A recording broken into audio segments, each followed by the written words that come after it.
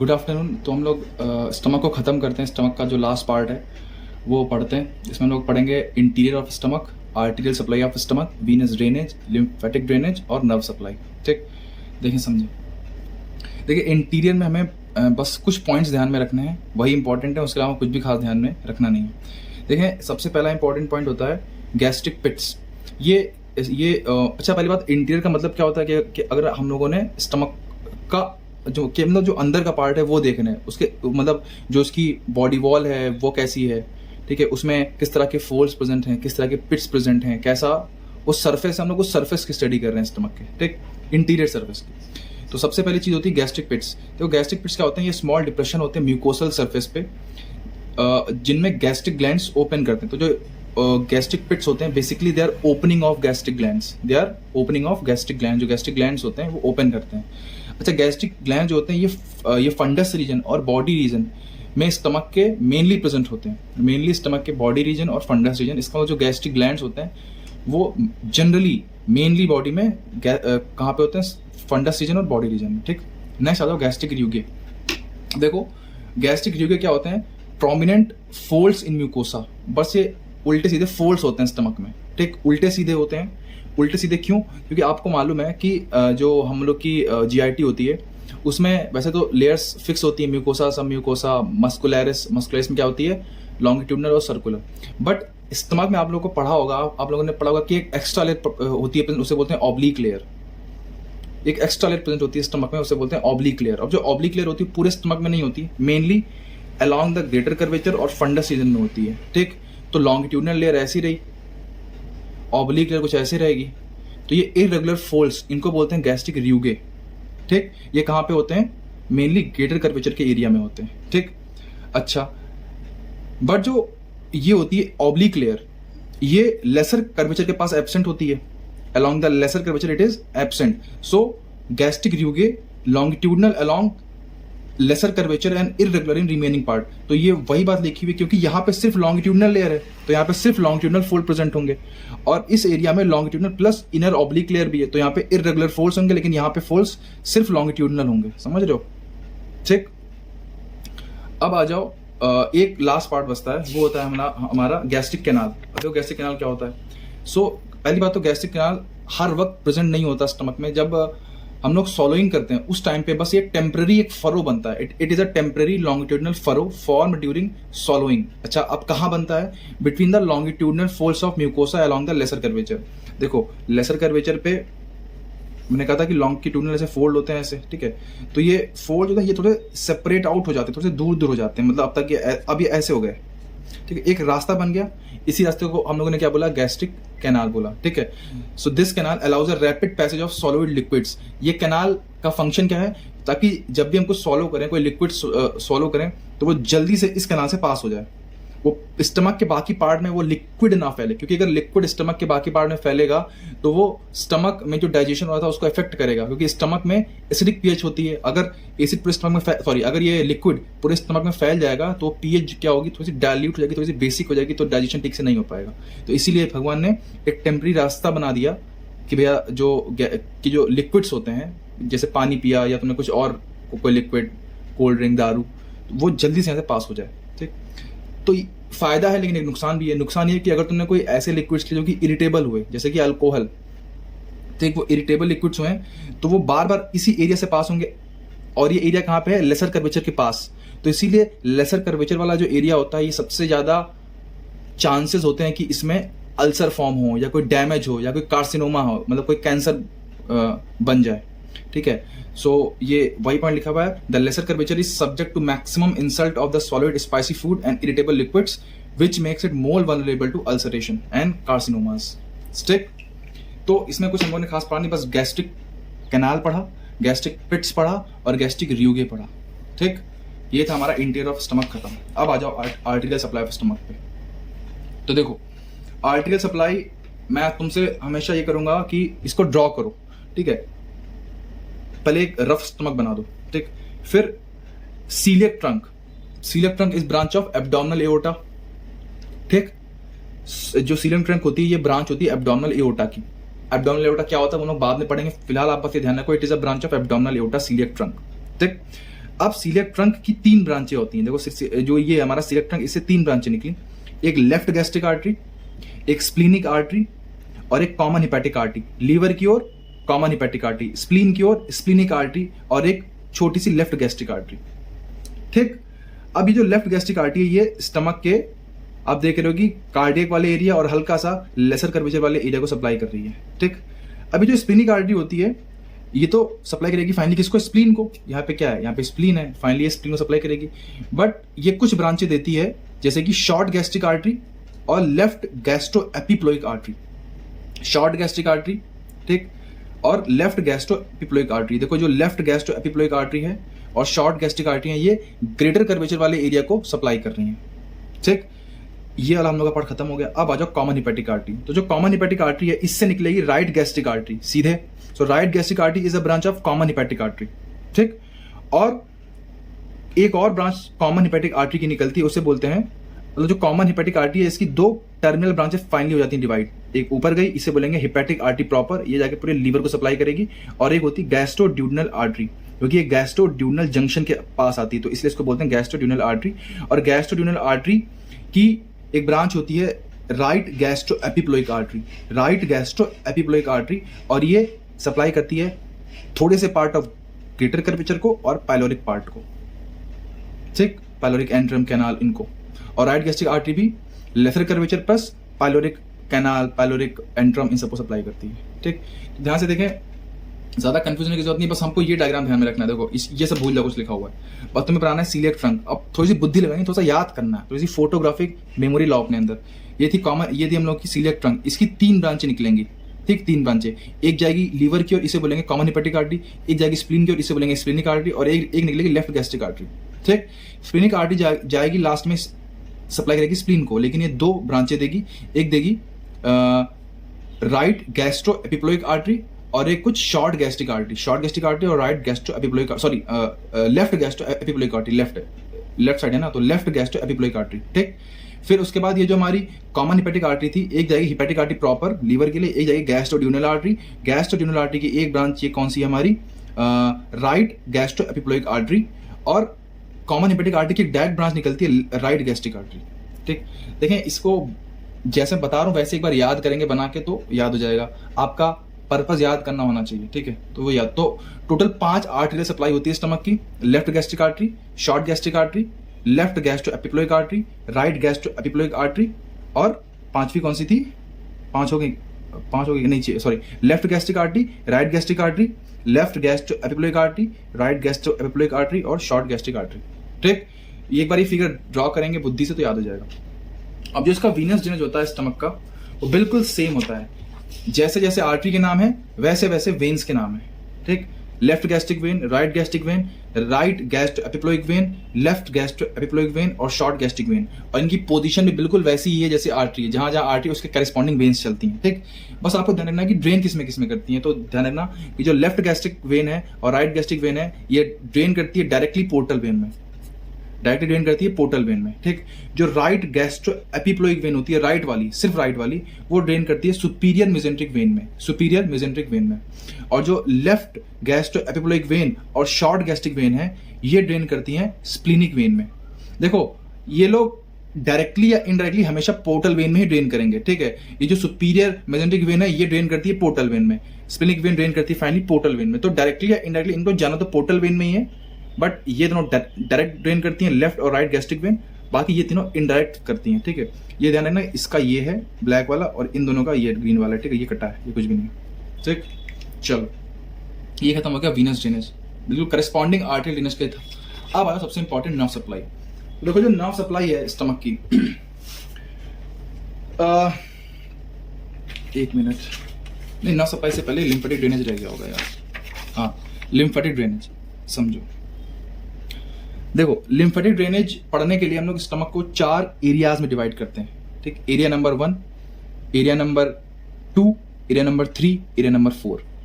ठीक, ऐसा याद कर लो कि 1 4 एक लाइन में होंगे और 3 2 एक लाइन में होंगे, 1 4 3 2। ठीक, अच्छा, तो ये जो एरिया होता है एरिया नंबर 1 ये लार्जेस्ट एरिया होता है और ये कहां पे होता है, along lesser curvature. So this is largest area number 1 point and this is present along lesser curvature. Clear है, ठीक, जो एरिया नंबर 3 होता है, this is called as pancreaticosplenic area, this is called as pancreaticosplenic area. ठीक, area number 2, area number 2 में pyloric antrum आता है, pyloric canal आता है, और लेकिन अलोंग ग्रेटर कर्वेचर, क्योंकि हमें मालूम है कि पाइलोरिक एंट्रम का कुछ पार्ट ग्रेटर कर्वेचर के अलोंग होता है और कुछ पार्ट लेसर कर्वेचर के अलोंग होता है। ठीक है, तो यहाँ पे पाइलोरिक एंट्रम और पाइलोरिक कैनाल का बस वो वाला पार्ट है जो कि ग्रेटर कर्वेचर के अलोंग है।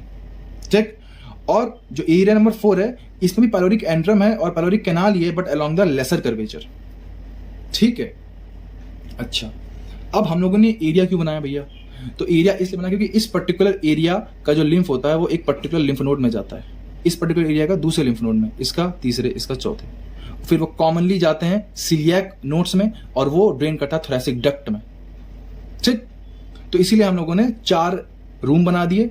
इस रूम का जो कचरा है वो जाएगा किसी लिम्फ नोड में, इसका दूसरे लिम्फ नोड में, इसका तीसरे, इसका चौथे। ठीक, अब बस हमें इन्हीं को ध्यान में रखना है। स्टार्ट करते हैं एरिया नंबर 3 से।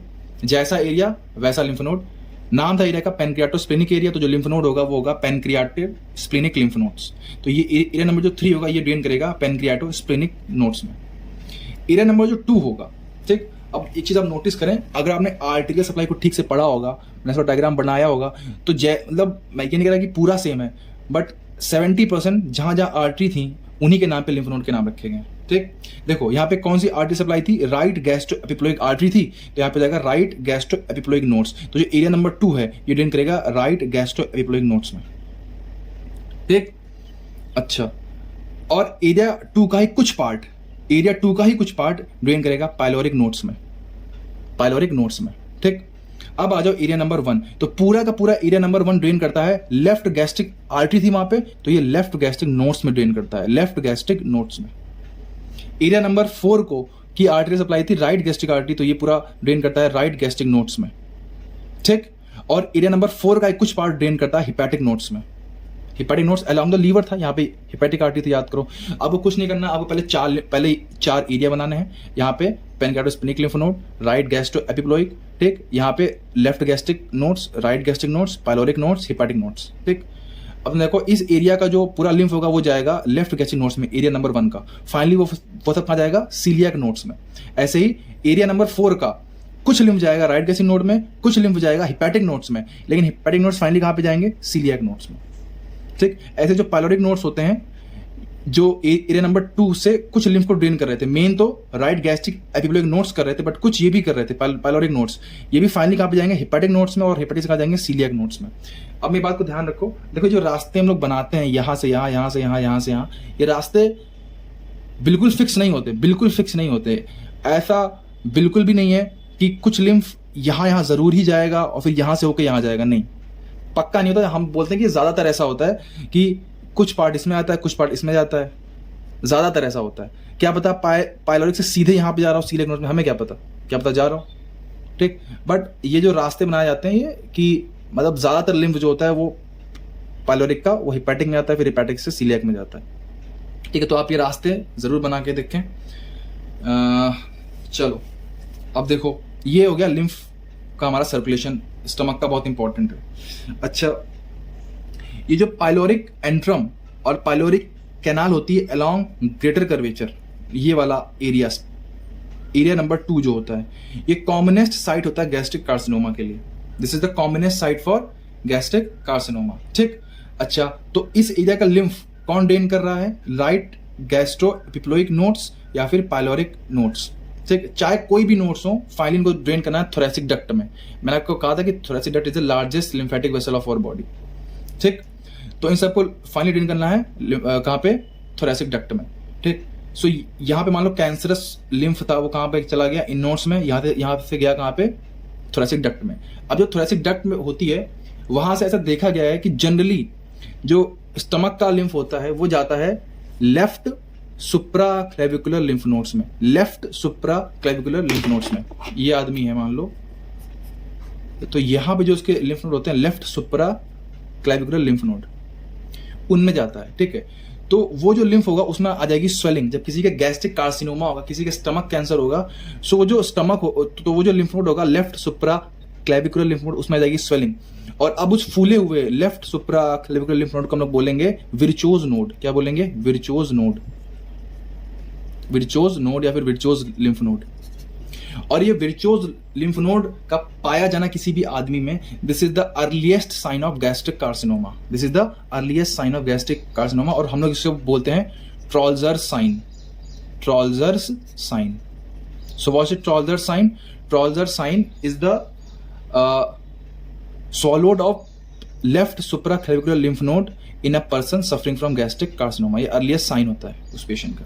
ठीक, चलो अच्छा, अब एक चीज और मैं फिर कह रहा हूं कि ऐसा बिल्कुल फिक्स नहीं है कि अगर उसका लेफ्ट सुप्राक्लेविकुलर लिम्फ नोड में स्वेलिंग है तो उसके पक्का गैस्ट्रिक कार्सिनोमा होगा, बिल्कुल जरूरी नहीं है, लेकिन एक चांसेस होते हैं कि हाँ वो हो। एक हाई रिस्क, एक मतलब हम लोग का जो दिमाग होता है डॉक्टर का सीधे वहीं जाता है, मतलब ज्यादातर केस में ऐसा देखने को मिलता है, लेकिन बिल्कुल फिक्स नहीं होता, कुछ भी फिक्स बिल्कुल भी नहीं होता मेडिकल साइंस में।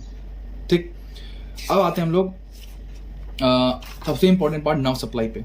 तो स्टमक को पैरासिम्पैथेटिक इनर्वेशन भी मिलता है और सिंपैथेटिक इनर्वेशन भी मिलता है। ठीक, सबसे इंपॉर्टेंट है पैरासिम्पैथेटिक इनर्वेशन। कौन सी नर्व इसके लिए रिस्पॉन्सिबल है? हमारी प्यारी 10th cranial nerve, vagus nerve. जो वेगस नर्व होती है वो इंपॉर्टेंट है पैरासिम्पैथेटिक इनर्वेशन के लिए। तो देखो समझो क्या होता है।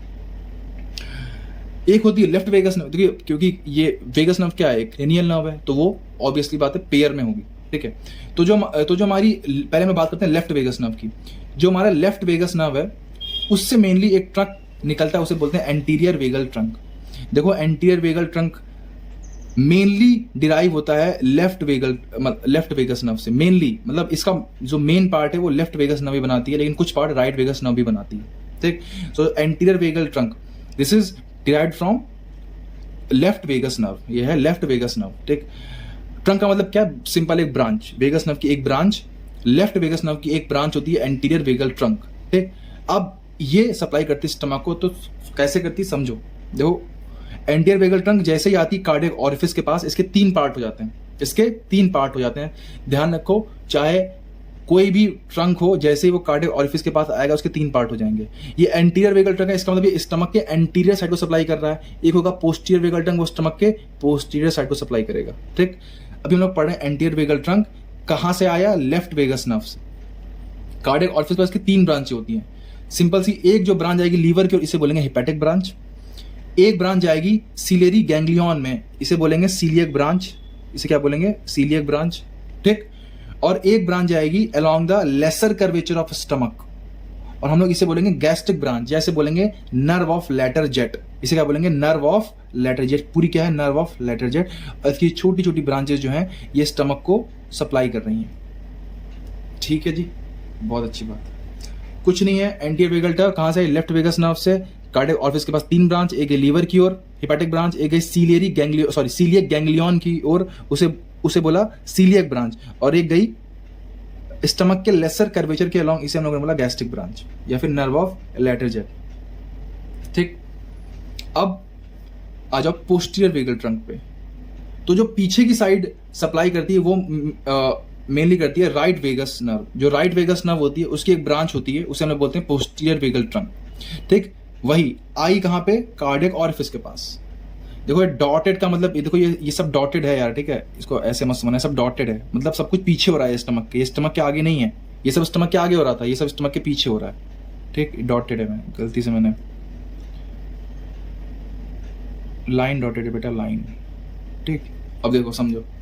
सो ये पोस्टीरियर वेगल ट्रंक है, कार्डियक ऑरिफिस के पास आया, इसकी 3 ब्रांचें। एक तो वही गई सीलियक गैंग्लियन ने, उसे बोला सीलियक ब्रांच। अच्छा, ये समझो ये क्या होता है? ये ganglion is basically collection of nerve fibre, मतलब नर्व फाइबर नहीं, मेनली साइटॉन। देखो जो वो होता है न्यूरॉन, उसके 3 पार्ट होते हैं, साइटॉन, एक्सॉन और टीलोडेंड्रिया।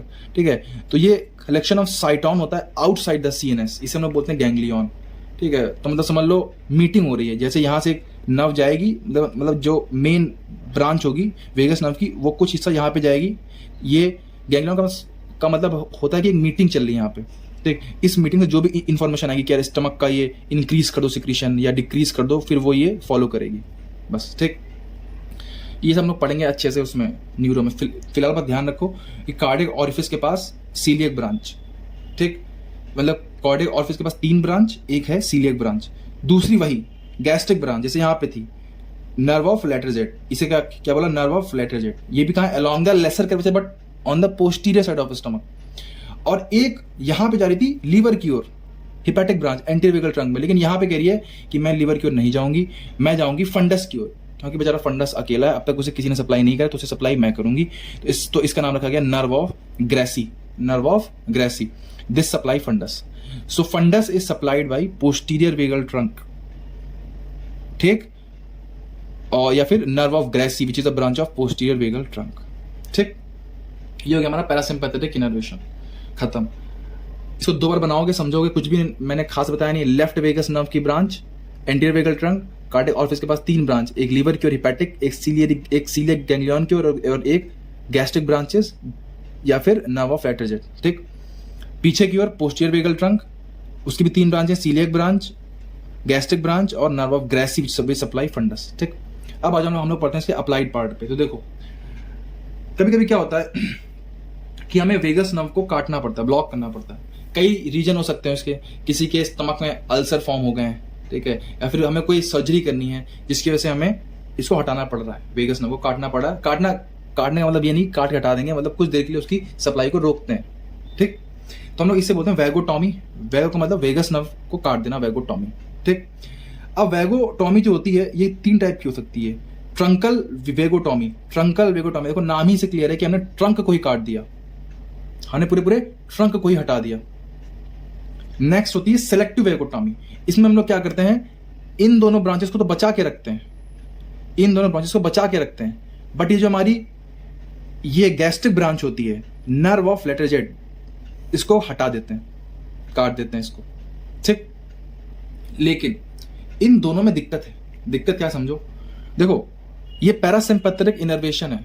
सिंपैथेटिक सिस्टम हमारे सुख दुख में, मतलब जो सिंपैथेटिक सिस्टम होता है, सिंपैथेटिक सिस्टम वो हमारे दुख में काम आता है, और जो पैरासिम्पैथेटिक वो हमारे सुख में काम आता है। मतलब जब बॉडी को किसी भी फ्लाइट और फाइट रिस्पॉन्स की जरूरत नहीं है, हम नॉर्मली रेस्ट कर रहे हैं, तब पैरासिम्पैथिक नर्वस सिस्टम चल रहा होगा। हम चाहते हैं डाइजेशन हो, उसके लिए क्या हो, चर्निंग मूवमेंट्स हो, पर्टिकुलरली जो गैस्ट्रिक एम्पटिंग हो, जो खाना यहाँ से है वो गैस्ट्रिक ड्यूडेनम में जाए, ठीक। अब हमने क्या किया, हमने इन दोनों को काट दिया, हमने ट्रंकल वेगोटॉमी कर दिया, या फिर सेलेक्टिव वेगोटॉमी में हमने इसको काट दिया, गैस्ट्रिक नर्व को पूरा काट दिया, ठीक।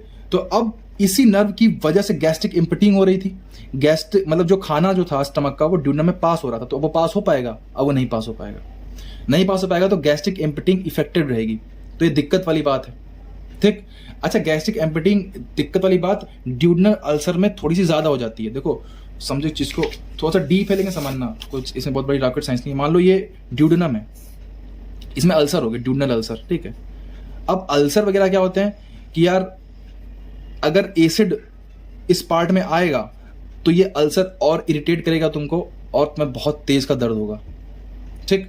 लेकिन मान लो ये अल्सर हुए ड्यूडेनल पार्ट में, ठीक, ड्यूडेनल अल्सर, तो तुमने खाना खाया, खाना स्टमक से आया ड्यूडेनम में, जैसे ही खाना स्टमक से ड्यूडेनम में आया तो लीवर ने अपने एल्कलाइन डाइजेस्टिव एंजाइम्स जैसे कि पैनक्रियाटिक एंजाइम और इंटेस्टाइन ने खुद इंटेस्टाइनल जूस इसको रिलीज किया। ये सब एल्कलाइन जूस होते हैं। तो जब खाना यहाँ पे आएगा ड्यूडेनम में और ये अल्कलाइन जूस रिलीज होंगे तब तुम्हारे पेन में हल्का सा रिलीफ मिलेगा। तो जब तुम खाना खाओगे तब तुम्हारा दर्द कम रहेगा ड्यूडेनल अल्सर में। लेकिन अगर पेप्टिक अल्सर है, स्टमक के अंदर है, गैस्ट्रिक अल्सर, उसमें दिक्कत है, क्योंकि जैसे तुम खाना खाओगे तुरंत एसिड स्टमक में और बनेगा और वो एसिड इसको बहुत बुरी तरीके से इरिटेट करेगा। तो इसलिए अगर किसी के ड्यूडेनल अल्सर है तो हम चाहते हैं कि उसकी गैस्ट्रिक एम्पटिंग अच्छे से हो, क्योंकि अगर गैस्ट्रिक एम्पटिंग अच्छे से होगी तो खाना यहाँ पे आएगा, खाना यहाँ पे आएगा तो एल्कलाइन एंजाइम आएंगे और दर्द में राहत मिलेगी। लेकिन जब तुमने इस नर्व को काट दिया, ठीक है, ट्रंकल वेगोटॉमी में और सेलेक्टिव वेगोटॉमी में, तो अब खाना भैया यहां से ड्यूडेनम में जा ही नहीं पाएगा। तो अगर किसी के ड्यूडेनम में अल्सर है तो उसमें दर्द बना रहेगा, और ये दर्द बहुत भयानक दर्द होता है अल्सर का, ठीक। फिर आई हाईली सिलेक्टिव वेगोटॉमी। अब हाईली सिलेक्टिव वेगोटॉमी में क्या करते हैं, हम लोग जानते हैं कि जो गैस्ट्रिक ग्लैंड होते हैं वो मेनली फंडस रीजन में होते हैं और बॉडी रीजन में होते हैं। तो हम पूरी गैस्ट्रिक नर्व को नहीं काटेंगे, पूरी इसमें कट नहीं लगाएंगे।